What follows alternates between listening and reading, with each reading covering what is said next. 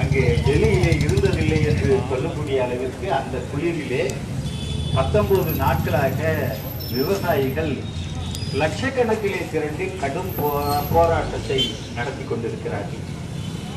போராட்டம் வெற்றியடையும் வரை தொடரும் என்றுதான் கூறியிருக்கிறார். அந்த அளவிலே இங்கே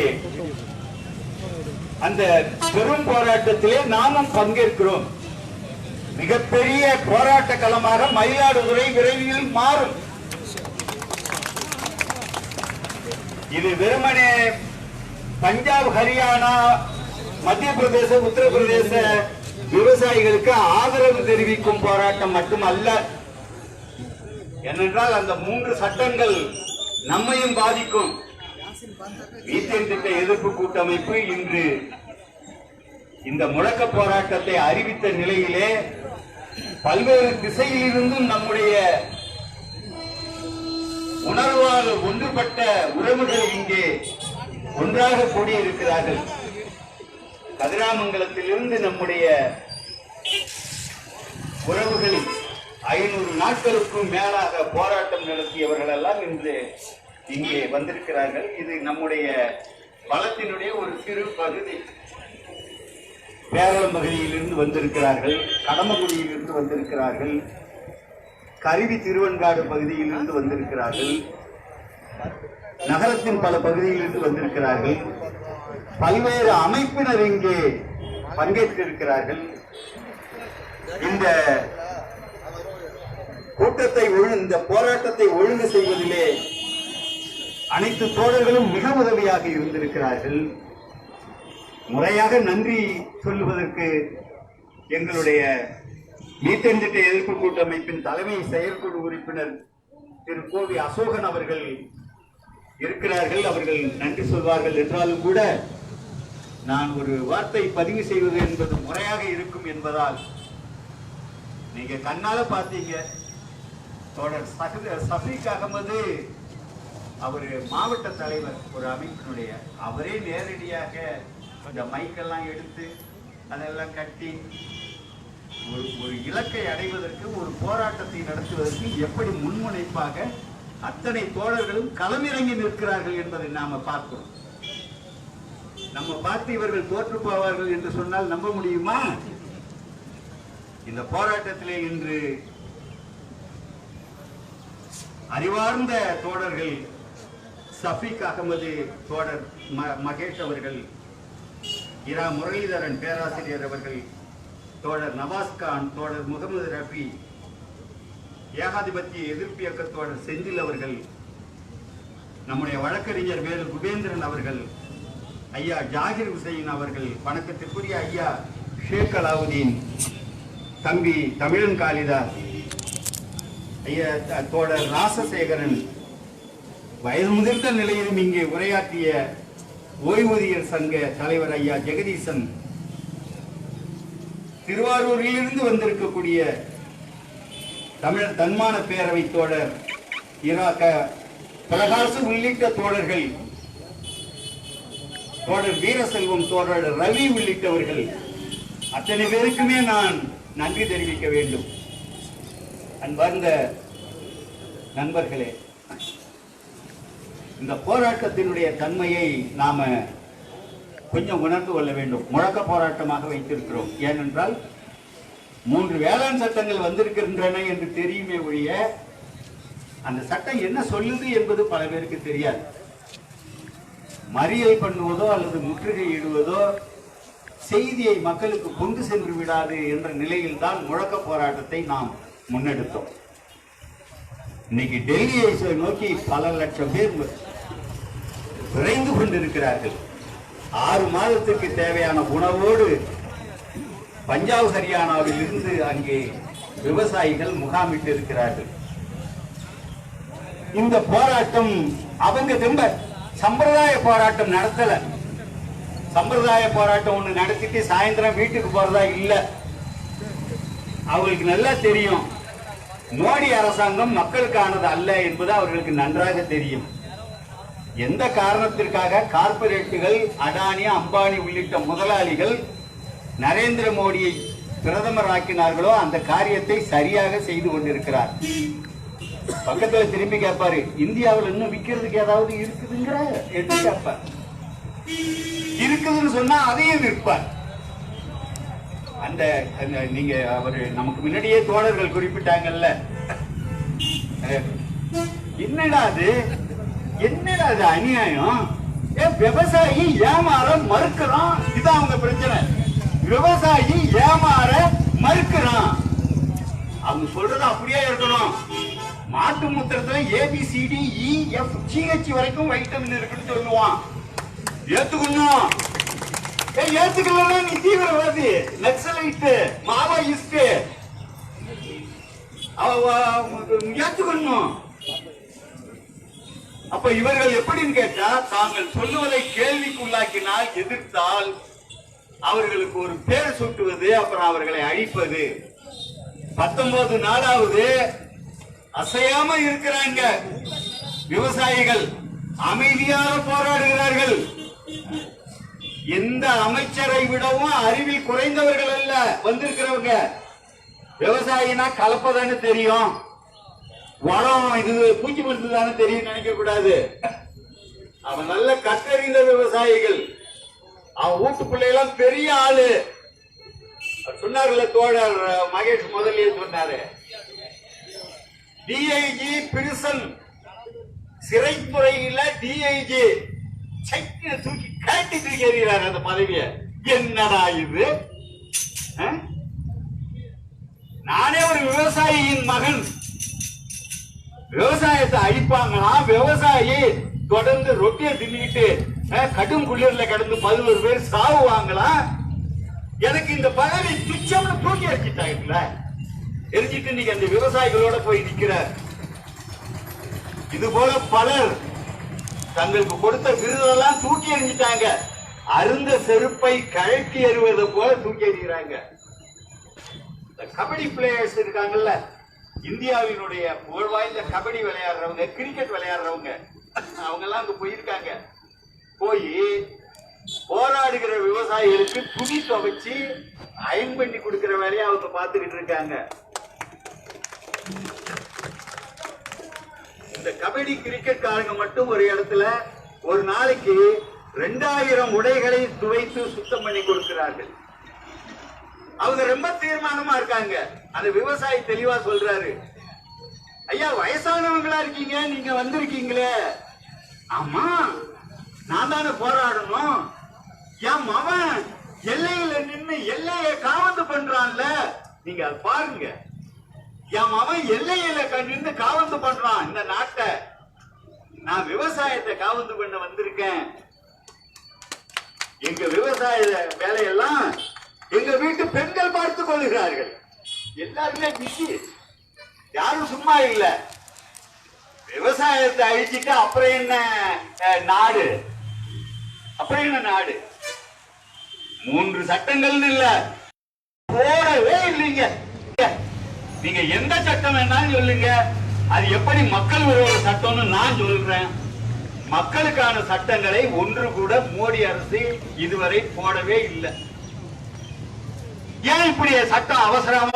28,000 கோடி 28,000 கோடி இப்ப சமீபமா கடன் மொத்தம் இவர்கள் வாங்கி இருப்பது.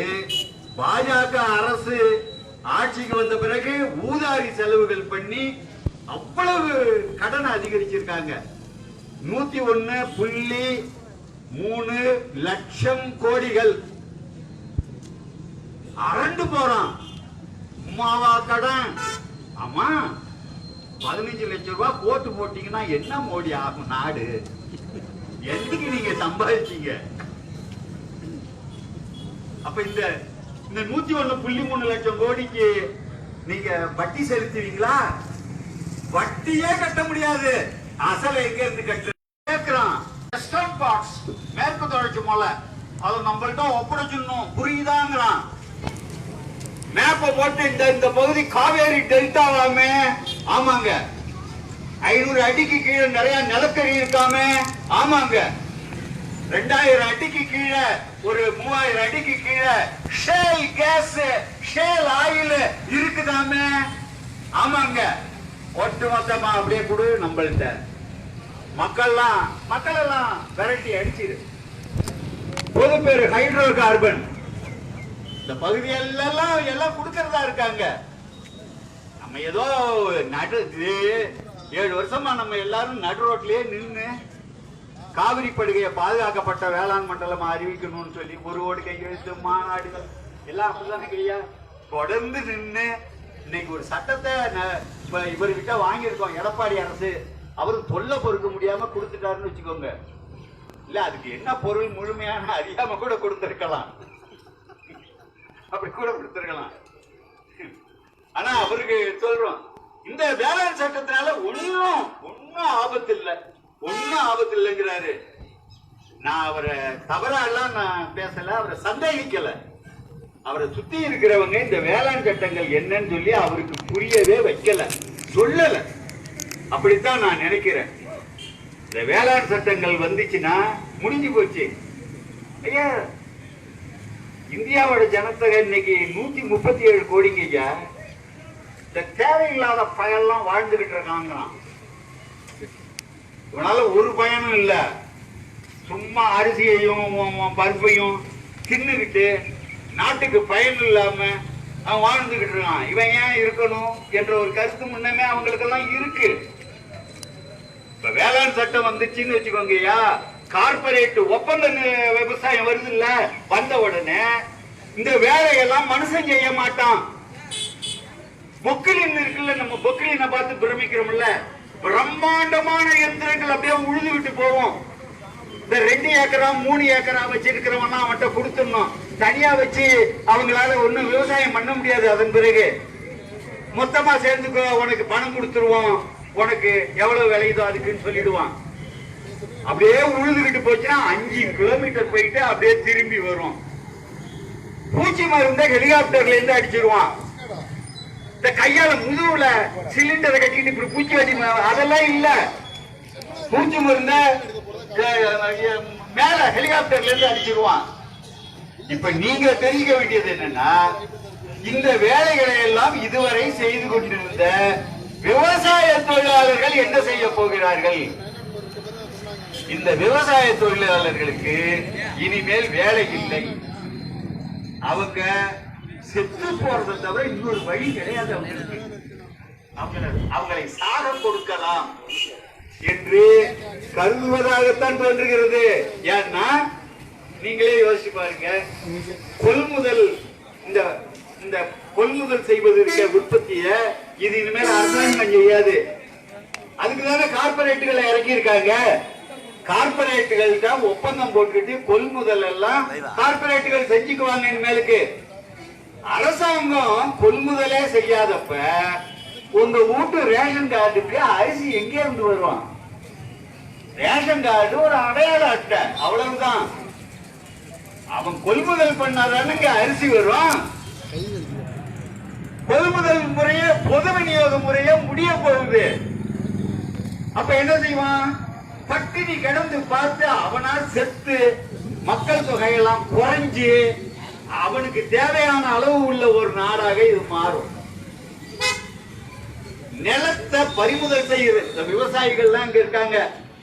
வேளாண் சட்டத்துல விலைய நிர்ணயம் பண்ணி அதுக்கப்புறம் மாத்திடுவானாமே எல்லாம் நினைச்சுக்கிட்டு இருப்பாங்க. நிலமே உங்களுக்கு கிடையாது. அதுக்கப்புறம் அப்புறம் என்ன உங்களுக்கு? அதுல ஈடுபட்டவர்களுக்கு ஒரு ஐயா கிட்ட ஒப்பந்தம் போட்டாச்சு. அந்த ஒப்பந்தப்படி அவங்க அவன் என்ன செய்யறான்னு சொன்னா, ஒரு 3 சட்டம் சொன்னேன் இல்லையா? அந்த சட்டங்க அது என்ன இருக்குங்கிறத மட்டும் சுருக்கமா சொல்லிடுறேன். ஒரு சட்டம் அத்தியாவசிய பொருட்கள் சட்டம் சொல்லி, பஞ்சம் கஞ்சம் வந்துச்சுன்னா ஊர்ல இருக்க செத்து போவான். இந்த ஊர் அரிசியை வெளியூருக்கு கொண்டு போக கூடாது, இந்த மக்களுக்கு வேணும் அப்படின்னு சொல்லி அத்தியாவசிய பொருட்கள் சட்டம்னு முன்னமே ஒண்ணு இருக்கு. எல்லாத்தையும் வெளியூருக்கு கொண்டு போக முடியாது. இப்ப என்ன செஞ்சிருக்காங்கன்னா, அத்தியாவசிய பொருட்கள் சட்டத்துல திருத்தம் கொண்டு வந்துட்டாங்க. அப்படின்னா என்ன அர்த்தம்னா, இந்த தானியங்கள் இருக்குல்ல, தானியம்னா எல்லாம் தானே அடங்கும். தானியங்கள், வெங்காயம், அங்க உருளைக்கிழங்கு, உள்ளிட்டவை அத்தியாவசிய பொருட்கள் பட்டியலிருந்து நீக்கியாச்சு. அப்படின்னா என்ன அர்த்தம்? அந்த பகுதியில உற்பத்தி ஆகக்கூடியதெல்லாம் வரைமுறை இல்லாமல் கொள்முதல் பண்ணி எந்த மாநிலத்துக்கு வேண்டுமானாலும் எடுத்து போகலாம். இனிமேலுக்கு கதிராமங்கலத்துல இருக்கிறதெல்லாம் ஒருத்தன் வந்து கொள்முதல் பண்ணுவாங்க. ஐயா நீங்க என்ன இப்ப மூட்டை என்ன விலைக்கு ஐயா? நெல்லு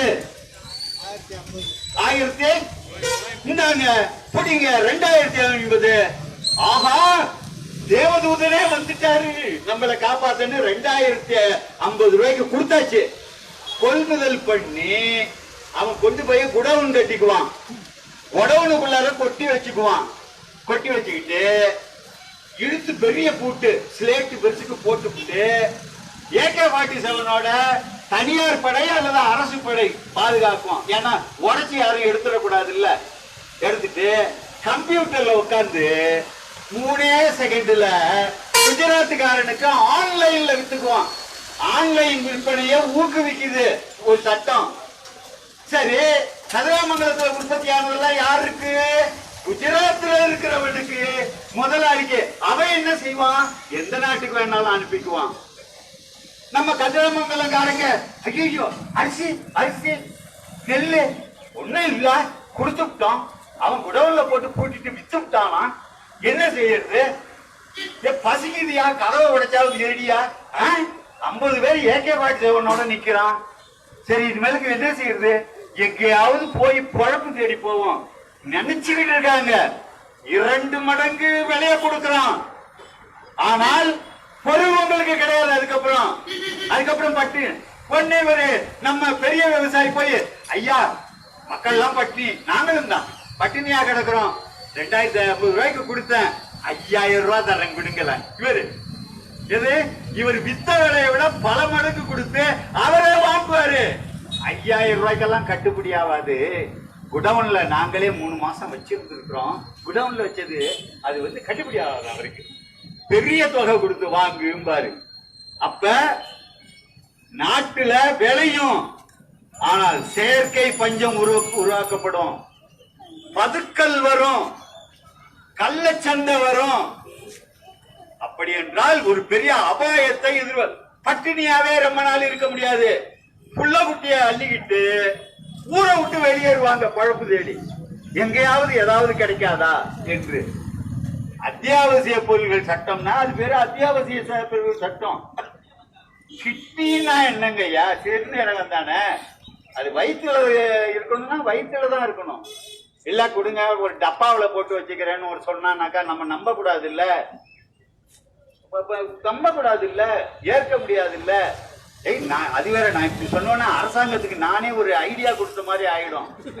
என்னன்னு கேட்டா இப்ப அப்படி நினைச்சிருவாங்கல்ல. திடீர்னு அமைச்சர் அறிவிப்பாரு 137 கோடி மக்கள் இருக்கிறீர்கள். சரிங்க,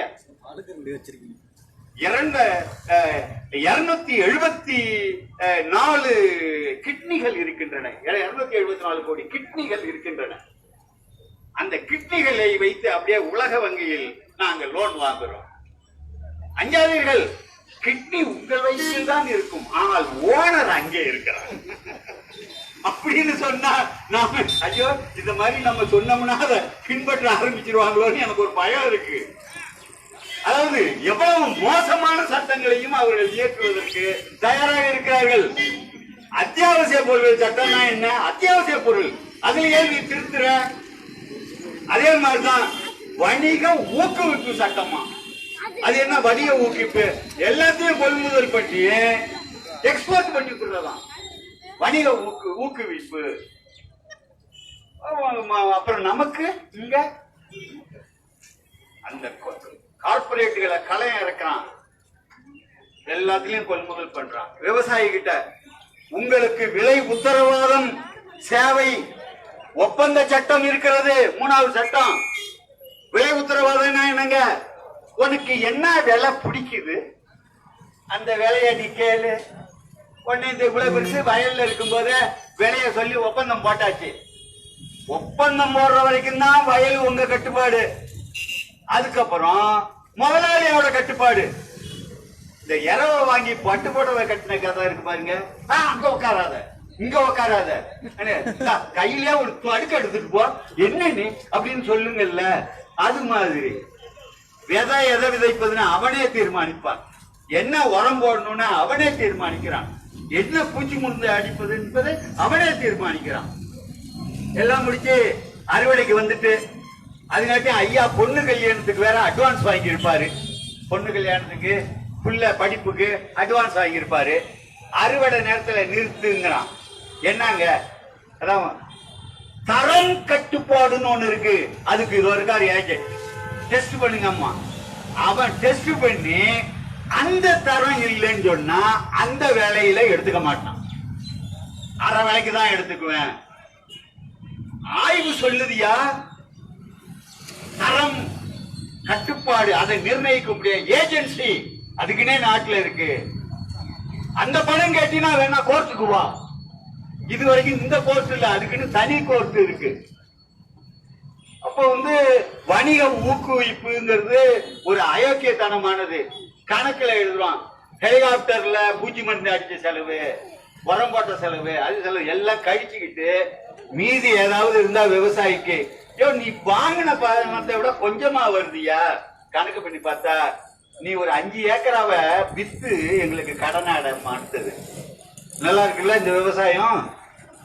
இதுதான் அவங்களுடைய அந்த ஒப்பந்த விவசாயத்துல. ஒப்பந்த விவசாயம் மிக மிக அபாயமானது. சரி, போறவங்க போறாங்க, நான் அதை ஒத்துக்க மாட்டேன் என்றெல்லாம் சொல்ல முடியாது. குறுக்க ஒருத்தர் 3 ஏக்கரா வச்சுக்கிட்டு மல்லு கட்ட முடியாது, கொடுத்துதான் ஆகணும்.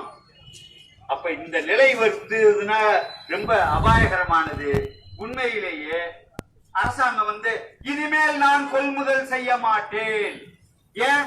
அதுக்குதான் கொள்முதல் பண்றதுக்கு உலக முதலாளிகள்லாம் வந்திருக்காங்க, 2 மடங்கு பணம் கொடுக்கறாங்க. அப்புறம் என்னன்னு கொள்முதல் செய்வதையே நிறுத்தி கொள்ளும் அரசாங்கம்.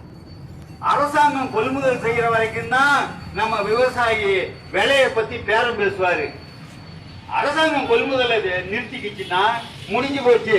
அவன் சொல்றதுதான் விலை, அவன் சொல்றதுதான் அதுக்கப்புறம் விலை. இல்லைன்னா அது ஒரு கடல் தரங்கும்பாடி கொண்டு போய் உள்ள கொண்டு வேற வழியே இல்லாம அவன் சொல்ற விலைக்குதான் இவங்க கொடுத்தாக வேண்டும். அப்ப இந்த சட்டங்கள்ங்கிறது நமக்கானது அல்ல, கார்பரேட் நிறுவனங்களுக்கானது. இது யாருக்கான சட்டம்ங்கிறத பார்க்கணும் இல்ல, விவசாயிகளுக்கானது அல்ல.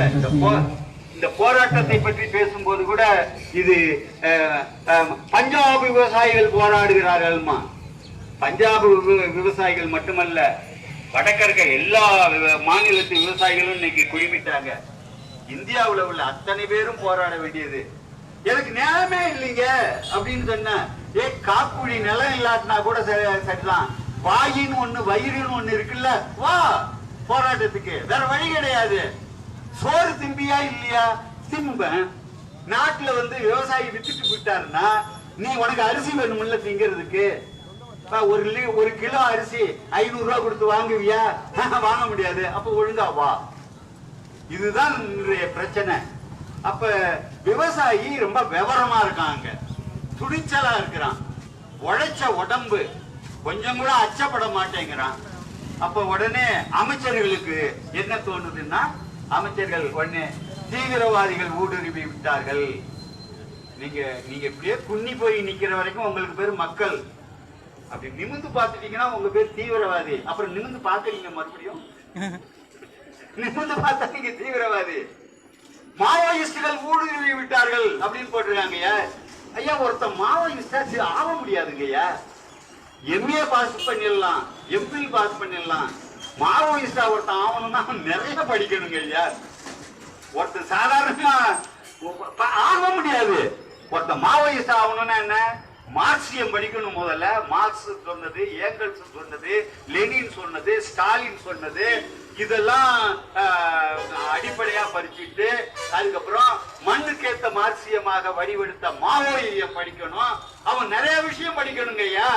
புரட்சினா என்ன, ஜனநாயக புரட்சினா என்ன, புதிய ஜனநாயக புரட்சினா என்ன, எல்லாத்தையும் படிச்சு தனக்குன்னு ஒரு புரிதல், தனக்குன்னு ஒரு பாதை, தனக்குன்னு ஒரு இலக்கு, இவ்வளவும் வந்த பிறகுதான் அவன் மாவோயிஸ்ட் ஆக முடியும். நம்ம பிள்ளைவ நம்ம பிள்ளைகள் நீட்டு தேர்வே பாஸ் பண்ண முடியலைங்கய்யா. நீங்க தலைகீழ 1 கோடி ரூபாய் செலவு பண்ணா கூட ஒரு மாவோயிஸ்ட் அறிவை உருவாக்க முடியாதுங்க. சும்மாச்சுக்குமே அந்த 5ஆம் கிளாஸ் ஃபெயில்காரன் சும்மா இருக்க மாட்டான். மந்திரி ஆயிடலாங்க ஐயா, மாவோயிஸ்ட் ஆக முடியாது. இவங்க நினைக்கிறது ரொம்ப தப்பு. பிரமிக்க வைக்கிற அறிவு அதுக்கு வேணுங்க ஐயா. சிந்தனை எவ்வளவு நீங்க எந்த நூலை கேட்டாலும் அந்த நூல்ல இருந்து அவங்க வரலாறு படிக்கணும் முழுமையா, அரசியல் படிக்கணும் முழுமையா, அதாவது ஹிஸ்டரி ஆஃப் தாட்ஸ் படிக்கணும், சிந்தனைகளில் வரலாறு படிக்கணும். நம்ம இவ்வளவு விஷயம் இருக்கேன்னு நம்ம பிரமிக்கிறோம். மாவோயிஸ்ட் ஊடுருவி விட்டார்கள் அப்படின்னு சொன்னாக்க வயசான ஒருத்தன் குறுக்க பூந்து போட்டான அவன் மாவோயிஸ்ட்னாக்க இவங்க எதிர்த்து நிக்கிறாங்கிற ஒன்றே போதும் இவங்களுக்கு. அவங்கள அடிக்க, அதாவது find a cause and hang the dogன்னு வெள்ளக்காரன் சொன்னான். முதல்ல ஒரு காரணத்தை கண்டுபிடி, அதுக்கப்புறம் நாயை தூக்குல போடு என்பது அவங்களுடைய பழமொழி. நாயை சும்மா அடிச்சா ஏன்பா அந்த நாயை அடிக்கிறம்மா, இல்ல அந்த நாய் வெறி பிடிச்சிருக்கு, அந்த நாய் கடிச்சு விட்டு 4 பேரை அப்படிங்கறதெல்லாம் சொன்னாதான் அது நாயை அடிச்சா கூட ஒண்ணும் சொல்ல மாட்டான்.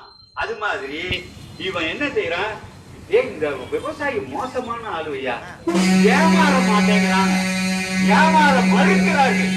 அப்படின்னா மாவோயிஸ்ட் உள்ள புந்துட்டான், நக்சலைட் உள்ள புந்துட்டான், இடதுசாரிகள் உள்ள புந்துட்டான், இஸ்லாமிய தீவிரவாதிகள் உள்ள புந்துட்டான். அதுக்கப்புறம் பஞ்சாப் சும்மாடு கட்டி தாடி வச்சிருக்கானோ கலிஸ்தான் தீவிரவாதிகள் உள்ள புகுந்து விட்டார்கள். அதாவது சமூக விரோதிகள் உள்ளே புகுந்துட்டார்கள். மொத்த சமூக விரோதியும் நரேந்திர மோடியை சுத்தி தான் இருக்காங்க, சந்தேகம் இல்லாம. நீங்க வேணா பட்டியலை எடுத்து வழக்கு இல்லாதவன் பேரு, கொலை வழக்கு இல்லாதவன் பேரு நீங்க வேணா கண்டுபிடிங்க. சமூக விரோதிகள் அவங்க கூட தான் இருக்காங்க, போற்றி பாதுகாக்கிறாங்க. சமூக விரோதியா இருந்தா போலீஸ் தேடும். எப்படியா போலீஸ் ஓடி போய் பிஜேபி ஆபீஸுக்குள்ள பூந்துக்கிட்டா போலீஸ் ஒண்ணும் செய்யாது. அவன் கண்டுபிடிச்சிருக்கான் பார்முலா. இப்ப செய்யறதெல்லாம் செஞ்சுட்டு பாஜக அலுவலகத்துல போய் பூந்துக்கிட்டா போலீஸ் நம்மள ஒண்ணும் செய்யாதுங்கிறான். சமூக விரோதி யாருகிட்ட இருக்காங்க, நரேந்திர மோடி கூட தான் இருக்காங்க. இங்க யாரும் இல்ல. உழைச்சு கையெல்லாம் உரம்பு ஏறின காய்ச்சி போய் கிடக்கு. அவன் கேக்குறான், என் நிலத்துல விவசாயத்தை நான் தீர்மானிப்பனா நீ தீர்மானிப்பியா அப்படின்னு கேக்குறான். நாங்க தீர்மானிப்போனா முதல்ல நீ அரசியல் சட்டத்தை ஒழுங்கா படி. அக்ரிகல்ச்சர் என்பது மாநில அரசினுடைய பட்டியல்ல வருது, அது பொது பட்டியல்ல கூட கிடையாது. யாரு வீட்டு கல்லாப்பட்டியா இருந்தாலும் அது என்ன சேர்ந்ததுதான். அந்த பையன் திருடன்ல, மாநிலத்துக்கிட்ட இருந்தாலும் எங்களை சேர்ந்ததுன்னு சொன்னா அவன் திருடன் அர்த்தம். இந்திய அரசியல் சட்டத்தை மதிக்கலன்னு அர்த்தம். இவ்வளவு இருக்குதுங்க ஐயா. அப்ப இந்த போராட்டத்தினுடைய தன்மையை தெரிஞ்சுக்கணும். அனைவருக்குமான போராட்டம். 3 சட்டங்கள் மோசமானதுங்கிறதோட அல்ல, நிலத்தை பறிமுதல் பண்ணுது, மக்கள் தொகையை கணிசமா சாவ கொடுத்துருவோம் எதிர்காலத்துல. பின் விளைவுகளை நாங்க உத்தேசிச்சுதான் நாங்க இதை சொல்றோம். இதை ஏத்துடக்கூடாது. இந்த வருடம் தரங்கம்பாடிக்காரன் எனக்கு இந்த மீனவர்களை பார்க்கும் போதெல்லாம் எனக்கு மனசு பாரமா இருக்கு. ஏன்னா புதுச்சேரியிலிருந்து காரைக்கால் வரைக்கும் ஐயா கடல்ல 4064 சதுர கிலோமீட்டர் பரப்பளவுல ஹைட்ரோ கார்பன் கிணறு அமைக்க ஏன் உரிமம் கொடுத்திருக்காங்கல்ல ONGCக்கு. அப்ப 4064 சதுர கிலோமீட்டர் எவ்வளவு பெரிய பரப்பு. அங்கங்க ஹைட்ரோ கார்பன் கிணறு அமைச்சுட்டா இந்த கடலில் ஹைட்ரோ கார்பன் கிணறுகளை நீங்கள் அமைத்து விட்டால் எந்த கடலில் எம் மீனவர்கள் மீன் பிடிப்பார்கள்? இதான் கேள்வி. 7.5 லட்சம் மீனவர்கள் தொழில் இழந்து வெளியேறினா பரவாயில்லையா? அதே கடல்ல குதிச்சு அவன் தற்கொலை பண்ணிக்கிட்டா பரவாயில்லையா? தமிழக முதல்வர் தெளிவா பேசணும். இந்த பாருப்பா மோடி, தமிழக முதல்வருடைய அந்த வெயிட்டுக்கும் ஹைட்டுக்கும் துடிச்சுதான் பேசலாம். அவரு 56 இன்ச்சு நெஞ்சிக்காரர்கிட்ட அந்த பேசுறதுக்கு இவர் ஒரு சூட்டபிளான ஆளுதான். பேசணும் ஒரு ஆனா துணிவா என்ன சொல்லணும், எந்த கட்சியா இருந்தானப்பா எல்லாரும் என் தமிழ்நாட்டு மக்கள் தான். காவிரி படுகைனா என்னன்னு சொல்றாங்கன்னா இந்த தரைப்பகுதி நிலப்பகுதி மட்டும் இல்ல, ஷேலோ வாட்டர்னு சொல்ற ஆழமற்ற கடற்பகுதி, டீப் வாட்டர் சொல்ற அந்த ஆழமான கடற்பகுதி, இது எல்லாம் சேர்ந்ததுதான் காவேரி படுகை அப்படின்னு ONGCயோட ஆவணத்திலேயே இருக்குல்ல. நான் சொன்னாதான் நம்ப மாட்டீங்க, அதை எடுத்துக்காதுங்க. அவங்க ஆவணத்துல இருந்துதானே நானே பேசிக்கிட்டு இருக்கேன். அப்ப இதுல போய் நீ எங்க கிணறு அமைச்சாலும் கசிவு ஏற்பட்டுக்கிட்டே இருக்கும். கதிராமங்கலத்துல கசிவு ஏற்பட்டுக்கிட்டே இருக்குல்ல. நிலத்தடி தண்ணி எல்லாம் வீணா போகுது இல்ல, கடல் தண்ணி வீணா போன உடனே மீனெல்லாம் வெளியேறிடும்ல, மீனெல்லாம் செத்து போகும் இல்ல, வெளியேறிடும் இல்ல, மீன் இல்லாத கடலா மாறும் இல்ல. அது மீன் இல்லாத கடல்னா மீனவருக்கு தொழில் இல்லாம போகுமல்ல. இம்மா மாரி தொழில் இல்லாம பிச்சை எடுக்கிறான்ல, உனக்கு மண்ணா என்ன கேடு? கடல்ல போய் போய் மீன் பிடிச்சுக்கிட்டு வர, வா பிச்சை எடு போ என்று சொல்வது எப்படி நியாயம்? கடல்ல ஏதாவது ஒண்ணா அவங்க மீனவர்கள் தான் போராடி இருக்கணும், அப்படியா? கிடையாது. இங்க எப்படி மக்கள்கிட்ட கருத்து கேட்பு கேட்கணுங்கிறோமோ அதே மாதிரி கடல்ல போட்டா கூட மீனவ கிராமங்கள்ல கருத்து கேட்பு கேட்கணும். இந்த 8 வழிச்சாலை சென்னையிலிருந்து சேலம் போறதுக்கு முன்னமே 3 வழி இருக்கு. இதுல 8 வழிச்சாலை எதுக்குன்னா, அதாவது 277 கிலோமீட்டர் தூரத்துல குறுக்க மலை கில்ல காடெல்லாம் அடிச்சு நொறுக்கிட்டு நேர போடணுமா? ஏங்குறேன். ஏன் கொஞ்சம் அப்படி மெதுவா போனா சரியா வராதா? அதே 4 வழிச்சாலை போட்டுக்கு வழி இருக்கு, போட்டிருக்காங்க. ஏன் 8 வழிச்சாலைன்னா, மலைகளையும் காடுகளையும் நிலத்தடியில் இருக்கக்கூடிய கனிமங்களையும் சூறையாட நம்முடைய எசமான்கள் வந்து கொண்டிருக்கிறார்கள். அமெரிக்காவிலிருந்து, ஐரோப்பாவிலிருந்து. அவங்கெல்லாம் வெயிட் பண்ண முடியாது. எல்லாத்தையும் வண்டியில ஏத்தி சட்டப்பட்டு கொண்டு போகணும். ஆகவே இந்த இயற்கை வள சூறைக்கு விரைந்து சூறையாட 8 வழிச்சாலை வேணும் என்பதை தவிர வேறு என்ன காரணம் இருக்கு? வேற ஒரு காரணமும் கிடையாது. ஆகவே அந்த இன்னைக்கு உச்ச நீதிமன்றம் சொல்லி இருக்கு, அதுக்கு தயாரிக்கப்பட்ட ஆவணத்துல குறை இருக்குன்னு சொல்லி இருக்குது ஹைகோர்ட். ஆகவே அந்த குறையெல்லாம் நிவர்த்தி பண்ணி அதன் பிறகு இந்த திட்டத்தை நடைமுறைப்படுத்து என்று உச்ச நீதிமன்றம் சொல்லி இருக்குல்ல. மக்கள் கிளர்ந்து எழுதி இதை தடுத்து நிறுத்தலைன்னாக்கா 5 மாவட்டத்து மக்கள் பாதிப்புக்கு உள்ளாவார்கள். இதுதாங்க ஐயா இப்போது இந்த 3ஐ தான் நம்ம மீத்தேன் திட்ட எதிர்ப்பு கூட்டமைப்பு இந்த போராட்டத்துல வலியுறுத்தி இருக்கிறது. இந்திய அரசே கைவிடு இந்த அநியாயமான நாசகார கார்ப்பரேட்டுகளிடம் வேளாண்மையை ஒப்படைக்கிற இந்த சட்டங்களை கைவிடு. அவன் வந்தவன் ஜப்தி பண்ண வந்தவன் அதை கூட இதை கூடன்னு எடுத்துக்கிற மாதிரி கடைசியா வேளாண்மை கெட்டு போச்சுங்க ஐயா, கல்ல பட்டு போச்சு. இந்த ஜப்தி பண்ண வந்தவன் அண்டாவை எடுப்பான், குண்டான எடுப்பான், கோவலையை எடுப்பான், பழைய பீரோவை எடுப்பான், தாத்தா படுத்திருந்த கட்டில எடுப்பான். அப்பதான் பார்த்து குறுக்க வந்து அந்த அவர் வீட்டுக்கு தெரிய கொண்டு போவோம், அதையும் கைய பிடிச்சுக்குவான். அயோக்கியன். இன்னைக்கு வேளாண் மண்டல இந்த பகுதியில கூட அதெல்லாம் கையில எடுக்கணுங்கிற நோக்கம் இருக்கிறது கார்பரேட்டுகளுக்கு. அதை தடுத்து நிறுத்தணும், கைவிடணும். தமிழக அரசை வேண்டி கேட்டுக்கொள்கிறோம். கார்பரேட்டுகளின் குரலாக இந்திய அரசு இருக்கிறது, சரிதானே? கார்பரேட்டுகளின் குரலாக இந்திய அரசு இருக்கிறது. இந்திய அரசின் குரலில் நீங்கள் பேசக்கூடாது, மக்கள் குரலில் தான் நீங்கள் பேச வேண்டும். நீங்கள் மக்களுக்கான முதலமைச்சர், இந்திய அரசினுடைய கண்காணியாக கருதி கொள்ள வேண்டாம். ஆனா அரசியல் சட்டப்படி அப்படிதான் இருக்கு. நமக்கான முதலமைச்சர் நம்ம சொல்லிக்குவோம். யார் வந்தாலும் இந்திய அரசினுடைய கண்காணியாக தான் செயல்பட முடியும். வேற ஒண்ணு பெருசாலும் சாதிச்சிட முடியாது. முதலமைச்சரா வந்து யாரு வந்தாலும் சாதிக்க முடியாது, எழுதி வச்சிருக்கான். அப்ப நாம என்ன கேட்கிறோம்? குறைந்தபட்சம் மக்களின் குரலை நீங்கள் எதிரொலிக்கணும், இந்த சட்டங்களை தடுத்து நிறுத்த வேண்டும் என்று வேண்டிக் கொள்கிறோம். இந்த போராட்ட களத்திலே இன்று பல்வேறு பகுதியில் இருந்து வந்திருக்கக்கூடிய மீத்தேன் திட்ட எதிர்ப்பு கூட்டமைப்பின் உறுப்பினர்கள் மற்றும் எங்களுடைய பல்வேறு போராட்ட குழுக்கள் மற்றும் இந்த தோழமை அமைப்புகள் அனைவருக்கும் என்னுடைய நன்றியை நான் தெரிவித்துக் கொள்கிறேன். இதை கேட்டுக்கிட்ட பெரியோர்களுக்கு என்னுடைய நன்றியை தெரிவிக்கிறேன்.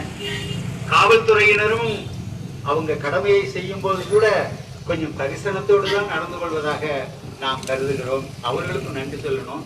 முறையா முறையாக நன்றியை தெரிவிக்க மீத்தேன் திட்ட எதிர்ப்பு கூட்டமைப்பினுடைய தலைமை செயற்குழு உறுப்பினர் திரு கோவி அசோகன் அவர்கள் வருகிறார்கள்.